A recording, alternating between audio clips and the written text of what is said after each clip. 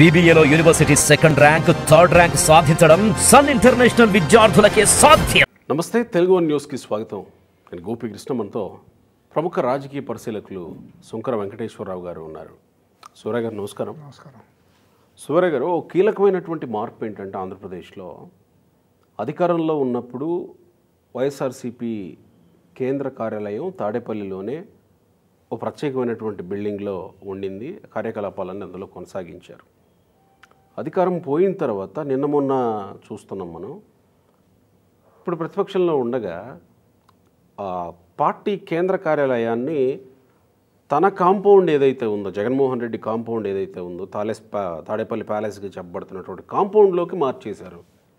ఏంటి రీజన్స్? ఎందుకు మార్చాల్సి వచ్చిందని అనుకోవాలి?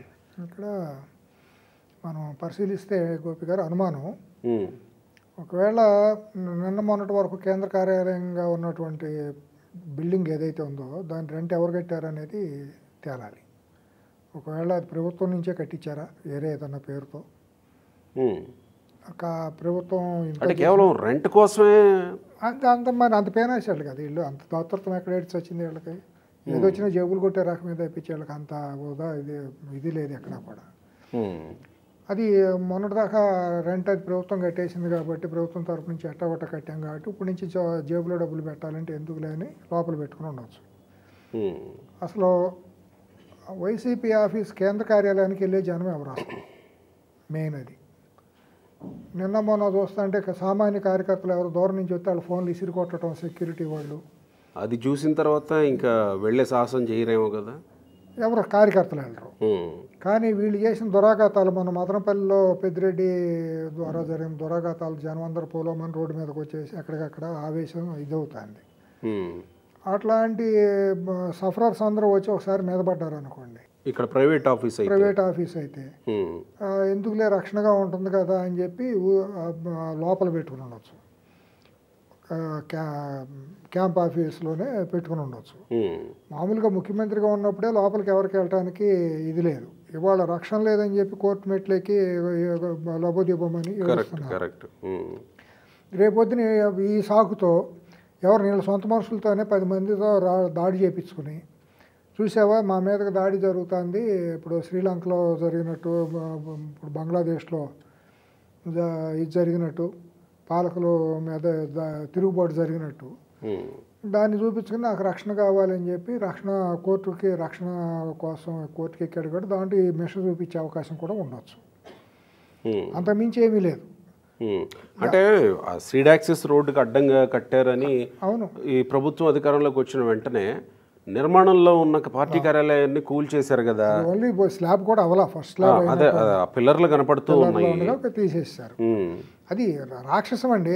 పబ్లిక్ రహదారిని పూర్తి చేసి బిల్డింగ్ చేయటువంటి ఒక పెద్ద నగరానికి వెళ్ళే రోడ్డుని ఇంగిత జ్ఞానం ఉండాలి ఎవరైనా చేసే పనులేనవి.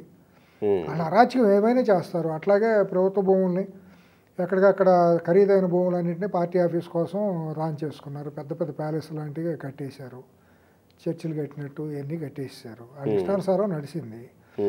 ఇప్పుడు ఏంటంటే ప్రజల్లో వచ్చిన మార్పు ఇదంతా చూసిన తర్వాత అసలు వాళ్ళ ఆలోచన ఏంటంటే విజయవాడలో పెట్టాలని కూడా ఆలోచించారనేది అన్నారు. ఆఫీస్ని విజయవాడలో పెట్టాలని ఆలోచన కారణం ఏంటంటే విజయవాడ గుంటూరు కంటే కూడా విజయవాడ, ఎందుకంటే విజయవాడ జంక్షను. వీళ్ళు ఏమైనా లా అండ్ ఆర్డర్ ప్రాబ్లమ్ని క్రియేట్ చేసి ఇంటే కావాలని ప్రభుత్వాన్ని ఇబ్బంది పెట్టడానికి ధర్నాలు, రాస్తారోకోలు లాంటిది ఏదైనా అలజడులు సృష్టించి ఆ పార్టీ ఆఫీస్ అక్కడ పెట్టి వీళ్ళే అక్కడ ఏదన్నా రోజువారీ ధర్నాలు చేపించి రైళ్ళు అక్కడ జంక్షను మొత్తం రాష్ట్ర నలుమూల నుంచి వచ్చే బస్సులన్నీ కూడా అక్కడే బస్ స్టాండ్ అది. ఈ రకంగా అక్కడ ఏది చేసినా కూడా లంపెన్ గ్యాంగులు ఎక్కువ ఉంటాయి సిటీలో. వాళ్ళకు అనుకూలమైన బ్యాచ్లు విజయవాడలో కొద్దిగా ఉన్నారు. కృష్ణలంకలోని ఈ చుట్టుపక్కల ప్రాంతాల్లో కొంతమంది ఉన్నారు. ఆ బ్యాచ్లను తీసుకొచ్చేసి అలజడులో గొడవలు సృష్టించవచ్చు, దాడులు చేయించవచ్చు అనే ప్రణాళిక కూడా వాళ్ళకు ఉంది అంతర్లీనంగా. విజయవాడలో పెట్టి ఎందుకు ప్లాన్ వర్క్ ఎందుకు మార్చారు? అది రేపు మారకూడదని ఏమీ లేదు కదా. ఇప్పుడు వాళ్ళు విధ్వంసకారకులండి. వాళ్ళ మొత్తం మోడస్ ఆఫ్ ఆపరెండి అంత క్రిమినాలజీ అంతా కూడా మనం అర్థం చేసుకోవచ్చు ఈజీగా. వాళ్ళు ఊరకనే ఉండరు. వాళ్ళు ప్రజాహితం కోసం బలమైన ఒక నిర్మాణాత్మకమైన ప్రతిపక్ష పాత్ర వాళ్ళు పోషించరు.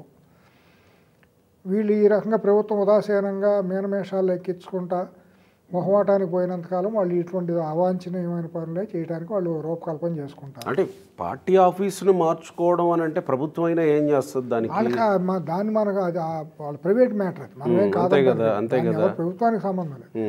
కానీ దాని వెనక ఉన్న గూడు పుటానీని వీళ్ళు ఛేదించాలి కదా. పోలీసుల్లో ఏం జరుగుతుంది, వాళ్ళ వ్యూహం ఏంటి, అసలు వాళ్ళ ఆలోచన భావజాలం అటువంటిదే కదండి. వాళ్ళు రేపొద్దున ఇప్పుడు గతంలో చెన్నారెడ్డి గారిని పదవీచ్యుతుని చేయడానికి చేసిన మత కలహాలు సృష్టించి అక్కడ ఓల్డ్ సిటీలో 400 మందిని హత్య చేసిన కుటుంబం అది. అధికారం కోసం ఎంతకని తెగించే కుటుంబం అది. రామారావు గారి టైంలోనే విజయవాడలో రంగా గొడవలప్పుడు వీళ్ళ హస్తం ఉంది, కుటుంబం హస్తం ఉంది అక్కడ. అది అందరికీ తెలిసిందే. తర్వాత రాష్ట్రం విభజనప్పుడు కూడా రాష్ట్రాన్ని కేసీఆర్ లాంటి విచ్ఛిన్నకర శక్తులను తయారు చేసింది ఆ కుటుంబమే. రెండేపులా ఇదైంది, దోసుకుంది, దోపిడీకి భారతదేశంలో కాదు ప్రపంచంలోనే ఒక క్విడ్ ప్రోకో అనే పదానికి నిలువెత్తు నిదర్శనంగా మాట్లాడింది ఆ కుటుంబం, కనిపించింది ఆ కుటుంబం. అంటే వాళ్ళు ఏమైనా చేస్తారు పదవుల కోసం, డబ్బు కోసం, దోపిడీ కోసం. దాన్ని ఛేదించగలగాలి ప్రభుత్వం, ఇప్పుడు ఉన్న ప్రభుత్వం. అంతేగాని మేము ఏదో వాళ్ళు వస్తున్నారు, అంతర్జాతీయ కంపెనీలు వస్తున్నాయి, పవర్ పాయింట్ ప్రజెంటేషన్లు ఇస్తున్నామంటే దీనివల్ల ఉపయోగం ఏమీ లేదు. అంటే ఇంతకుముందు జగన్మోహన్ రెడ్డి పార్టీ ఆఫీస్కి వచ్చింది బహుశా మహా అయితే పార్టీ ఆఫీస్ ఓపెనింగ్కి ఏమో వచ్చి ఉండొచ్చు అని అంటారు. అంతే. ఇప్పుడు పార్టీ ఆఫీస్కి రాక తప్పని పరిస్థితులు జనం ఎవరు అసలు వచ్చేది, జనం ఎవరు అసలు నీ దగ్గరికి వచ్చేవాళ్ళు ఎవరో, ఎందుకు వస్తారు అసలు? మీడియా వస్తుందిగా. మీడియా ఎవరు వస్తారు? అతను సెలెక్టెడ్ మీడియా 2-3 సంవత్సరాలు వెళ్ళి వాళ్ళు చెప్పింది రాసుకొస్తారు. రమ్మనండి, మీడియా ప్రెస్ మీట్ పెట్టమనండి. అంత కలేజా అంత సత్తా ఉంటే పెట్టమనండి, వచ్చి ప్రెస్ మీట్ పెట్టమనండి, విజయవాడలో మీట్ ది ప్రెస్ పెట్టమనండి, చూద్దాం.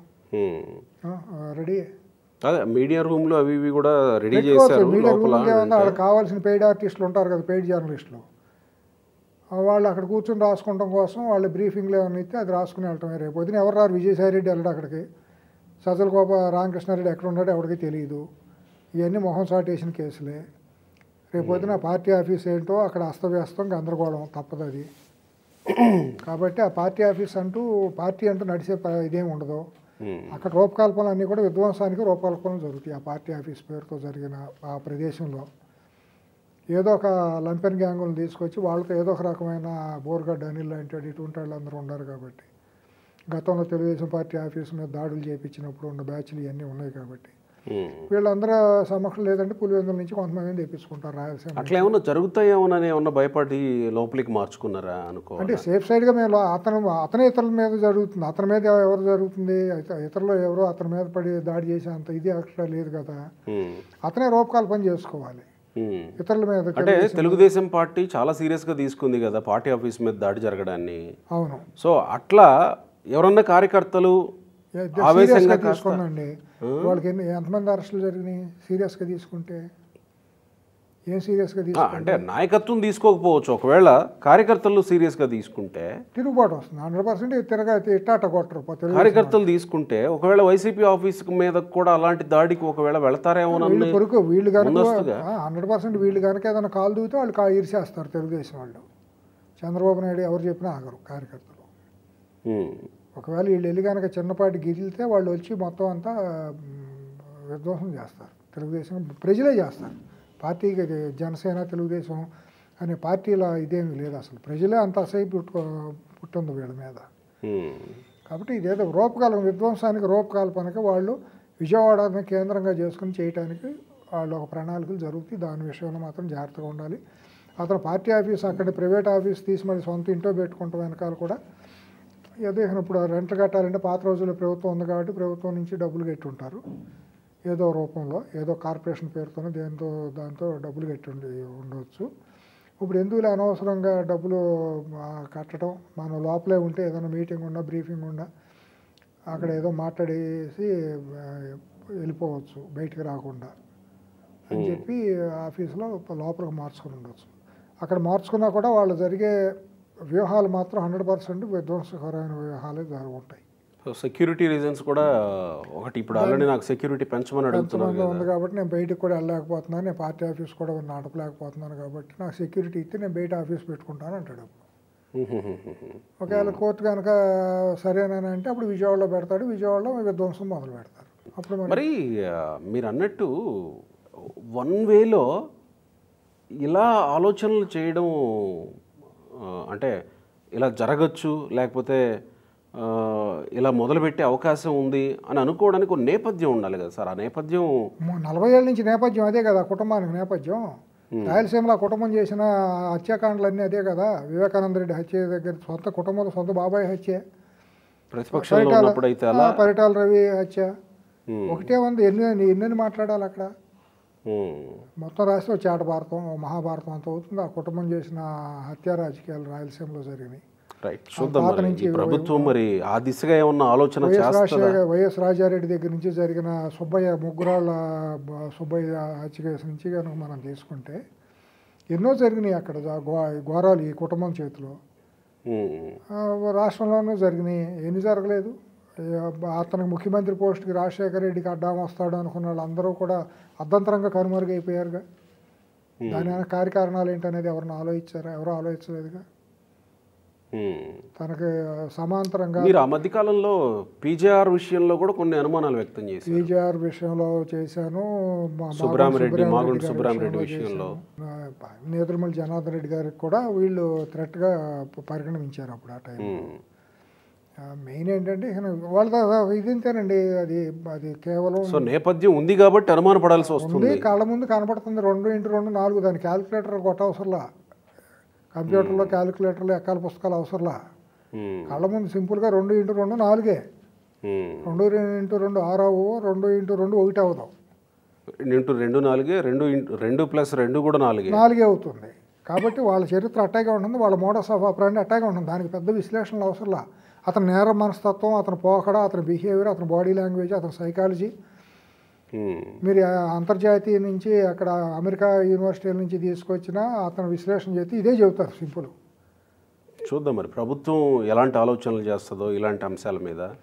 చేస్తుంది, ప్రభుత్వం బాగానే చేస్తుంది, ఆ రకంగా ముందుకు పోతుంది ప్రభుత్వం. Right thank you sir.